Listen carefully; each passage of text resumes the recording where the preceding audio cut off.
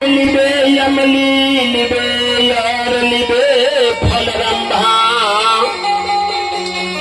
बेटी लिबे कुलमंती बेटा लिबे कुलमंता कुलमंता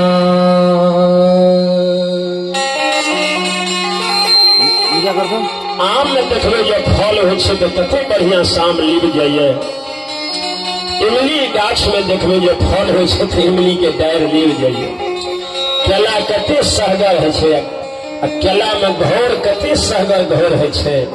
लेकिन जते सहगर है ओते बढ़िया से लेब जाइए बेटी चाहे धनिक के हो चाहे बेटी गरीब की हो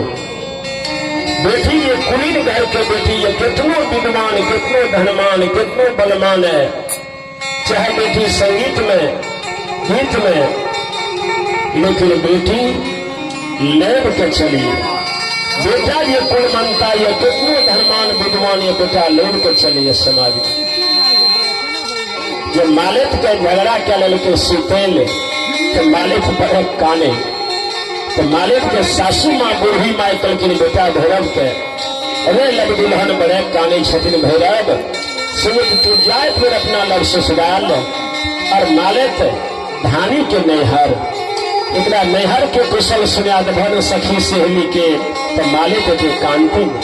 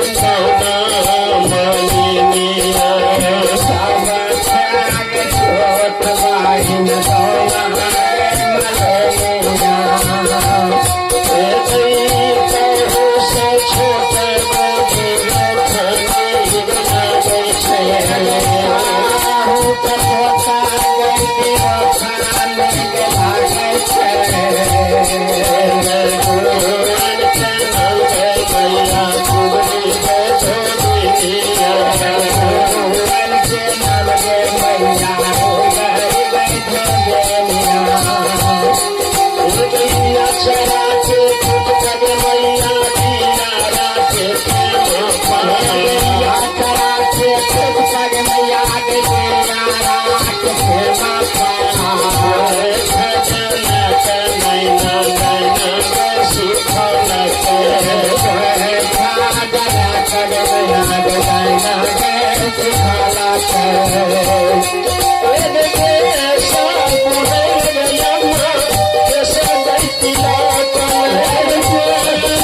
Hey,